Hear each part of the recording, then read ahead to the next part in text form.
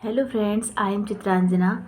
मैं आज आप सभी को माता पिता तथा वरिष्ठ नागरिकों का भरण पोषण और कल्याण अधिनियम 2007 के जो आगे के सेक्शंस हैं वो इस वीडियो में हम कवर करेंगे। लास्ट वीडियो में हमने सेक्शन 8 तक कवर कर लिया था। अब यहाँ हम सेक्शन 9 से पढ़ेंगे। बीच में मेरी थोड़ी तबीयत ख़राब हो गई थी, इसलिए एक लंबा सा गैप हो गया। अब आगे हम कंटिन्यू करेंगे। सो फ्रेंड्स, हम पढ़ रहे हैं सेक्शन 9। सेक्शन 9 में भरण पोषण के आदेश देने की बात कही गई है। तो भरण पोषण का आदेश किसको दिया जा रहा है?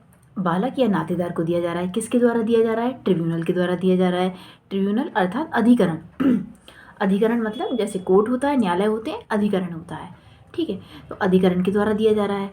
अब अधिकरण के द्वारा किसके लिए दिया जा रहा है? तो वरिष्ठ नागरिक के लिए दिया जा रहा है जो अपना भरण पोषण करने में असमर्थ है। मैं पहले ही समझा चुकी हूँ आपको कि वरिष्ठ नागरिक कौन होता है? जिसकी आयु 60 वर्ष या उससे अधिक की हो और जो अपना भरण पोषण करने में अक्षम। ठीक है, तो फिर उसके लिए दिया जा रहा है। अब बालक या नातेदार भरण पोषण का आदेश मानने से इनकार कर देते हैं, उपेक्षा करते हैं और वो नहीं करते, तो अधिकरण उनसे कारण पूछेगा। और जैसे ही अधिकरण को सेटिस्फेक्शन हो जाता है कि इनके पास कोई रीजनेबल कारण नहीं है, तो उनको आदेश दे देगा कि आपको मासिक भत्ता देना पड़ेगा वरिष्ठ नागरिक को। ठीक है, और ऐसा आदेश अधिकरण कर देगा उनके लिए और टाइम टाइम पर निर्देश देता रहेगा कि उनको आपको मासिक भत्ता देना है। ठीक है, तो ये सेक्शन 9 के सबसेक्शन 1 में कही गई है ये बात। ठीक है, अब सेक्शन 9 के सबसेक्शन 2 में ये कहा गया है कि अधिकरण उनको आदेश देगा कि आप हर महीने अपने वरिष्ठ नागरिक हैं, जो भी माता पिता हैं, उनको 10,000 की रकम डिसाइड करेगा कि आपको हर महीने उनको 10,000 रुपये देना है। मतलब इससे ज़्यादा का डिसाइड नहीं करेगा, और जैसा राज्य सरकार ने प्रिस्क्राइब कर रखा हो। ठीक है, और न्यायालय को जैसा ठीक लगे, अधिकरण को जैसा भी ठीक लगे वो डिसाइड कर देगा। तो इसमें सिर्फ यही बात कही गई है। तो सेक्शन 9 से अगर यदि कोई क्वेश्चन बनेगा तो यही बनेगा कि अधिकरण के द्वारा कितनी रकम डिसाइड की गई है देने के लिए, तो 10,000 रुपये की गई है। और भरण पोषण का आदेश किस सेक्शन में दिया जा रहा है? तो सेक्शन 9 में दिया जा रहा है। किसके द्वारा दिया जा रहा है? अधिकरण के द्वारा दिया जा रहा है। किसे दिया जा रहा है? बालक या नातेदार को दिया जा रहा है। किसके लिए दिया जा रहा है? वरिष्ठ नागरिक के लिए दिया जा रहा है, क्योंकि वह अपना भरण पोषण करने में अक्षम है। तो यहाँ से जितने क्वेश्चन बनेंगे मैंने आपको बता दिए और सेक्शन 9 हमारा कवर हो गया है। तो फ्रेंड्स, हम पढ़ रहे हैं सेक्शन 10। सेक्शन 10 की जो हेडिंग है वो ये है कि भत्ते में परिवर्तन। ठीक है, अल्टरेशन इन अलाउंस। ठीक है, तो आपको जैसा कि हेडिंग से ही समझ में आ रहा होगा कि अल्टर किया जा रहा है अलाउंसेज में, भत्ते में परिवर्तन किया जा रहा है। तो अब भत्ते में परिवर्तन क्यों किया जा रहा है, उसके 2, 3, 4 कारण हैं, वो मैं आपको बता देती हूँ।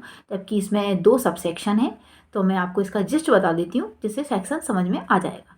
ठीक है, तो सेक्शन 10 के सबसेक्शन 1 में ये कहा गया है कि जब भरण पोषण से रिलेटेड मामले से कोई तथ्य है, उस तथ्य में दुर्व्यपदेशन हो गया है, अर्थात मिसरिप्रेजेंटेशन मतलब गलत तरीके से दिखा दिया है, या कोई गलती हो गई है, या सेक्शन 9 के अकॉर्डिंग भत्ता प्राप्त करने वाला व्यक्ति अर्थात वरिष्ठ नागरिक, ठीक है, या फिर भत्ते का संदाय करने वाला व्यक्ति उसी सेक्शन 9 के अकॉर्डिंग उसकी स्थिति में कुछ परिवर्तन हो गया है, जिसका सबूत उसने अधिकरण को दिया है, और अधिकरण ने सबूत देखते ही फिर वो भत्ते में परिवर्तन कर देगा।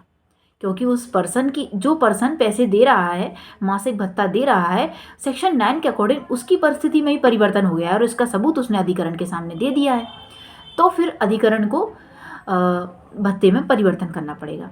इसका ही सबसेक्शन 2 ये बोलता है कि यदि सिविल न्यायालय ने सेक्शन 9 के अकॉर्डिंग कुछ विनिश्चय कर दिया है, अब सेक्शन 9 में कुछ विनिश्चय कर दिया है, तो सेक्शन 9 के विनिश्चय के परिणाम स्वरूप फिर कर दिया है और उन्होंने कहा है कि इसमें परिवर्तन किया जाए या इस आदेश को रद्द किया जाए, तो फिर अधिकरण को ये बात माननी पड़ेगी और वो इसमें परिवर्तन कर देगा, या इसको किसी भी तरीके से बदल देगा या रद्द कर देगा, जो भी आदेश करना हो, क्योंकि सिविल न्यायालय ने इसमें विनिश्चय कर दिया है।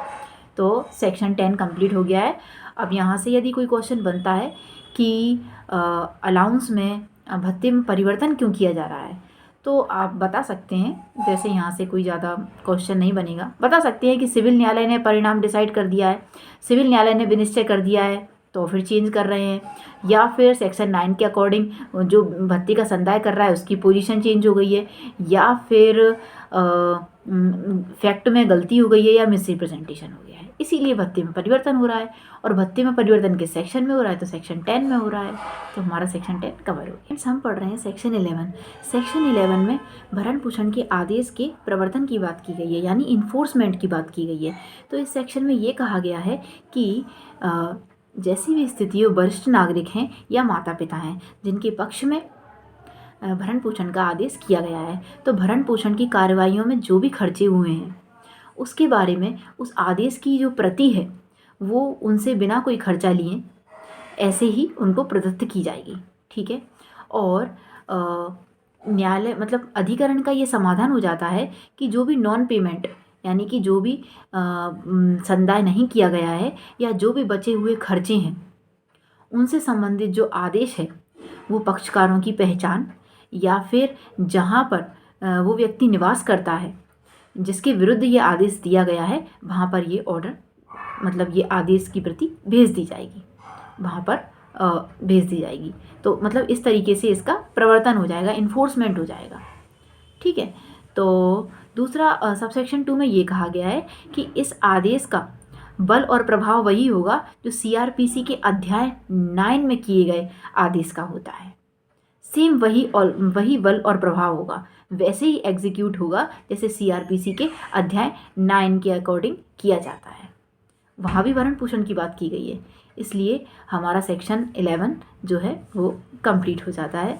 वो इसमें इन्फोर्समेंट की बात कह रहे हैं, इसके अंदर ऐसा कुछ नहीं है, बस ये है कि ये जो आदेश है वो कहाँ भेजा जाएगा, तो जहाँ वो व्यक्ति निवास करता है जिसके विरुद्ध आदेश किया गया है वहाँ पर, ठीक है। और इसका बल और प्रभाव वही होगा जो सीआरपीसी के अध्याय 9 के अकॉर्डिंग होता है, 9 में होता है। अगर कोई आदेश वहाँ पारित किया जाता है भरण पोषण से संबंधित तो जो उसका बल और प्रभाव होता है वो इसका भी होगा। तो फ्रेंड्स हम पढ़ रहे हैं सेक्शन 12। सेक्शन 12 में बात की जा रही है कि कुछ मामलों में भरण पोषण प्राप्त करने के लिए विकल्प है, ठीक है। तो विकल्प किसको दिया जा रहा है, माता पिता या वरिष्ठ नागरिक के लिए।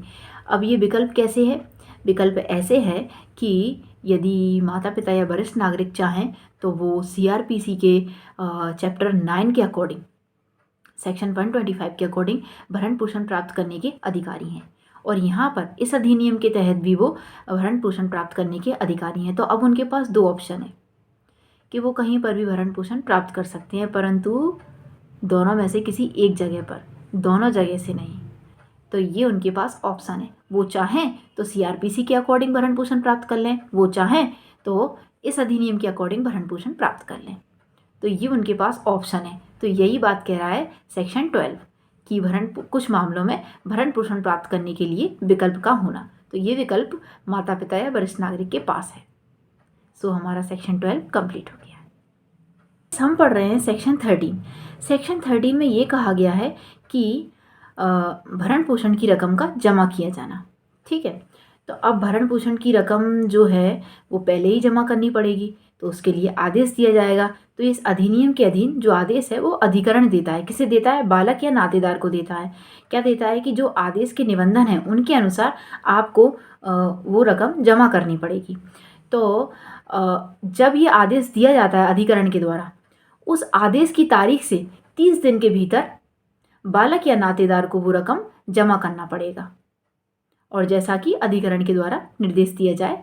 तो ये जो मतलब इस सेक्शन के अंदर जो ये दिन बताए गए हैं 30 दिन के भीतर, ये इम्पॉर्टेंट है। बाकी का सेक्शन हमारा कंप्लीट हो गया। सेक्शन 13 में सिर्फ इतना ही है कि जो भरण पोषण की रकम है वो किसके द्वारा जमा की जाएगी, मतलब उसका रकम का जमा किया जाना तो बालक या नातेदार के द्वारा की जाएगी, उनकी रिस्पॉन्सिबिलिटी है, क्योंकि उनसे ये अपेक्षा की जा रही है आदेश करने के बाद कि आप उस रकम को जमा करो। तो अब जो आदेश हो जाता है तो आदेश की तारीख से 30 दिन के भीतर उनकी रिस्पॉन्सिबिलिटी बनती है कि वो उस रकम को आदेश के अनुसार जमा करें। सिर्फ इतनी सी बात इस सेक्शन में कही जा रही है। सो फ्रेंड्स सेक्शन 13 कवर हो गया है। अब आगे के सेक्शन हम नेक्स्ट वीडियो में कवर करेंगे। So thank you so much friend for watching me and listening me.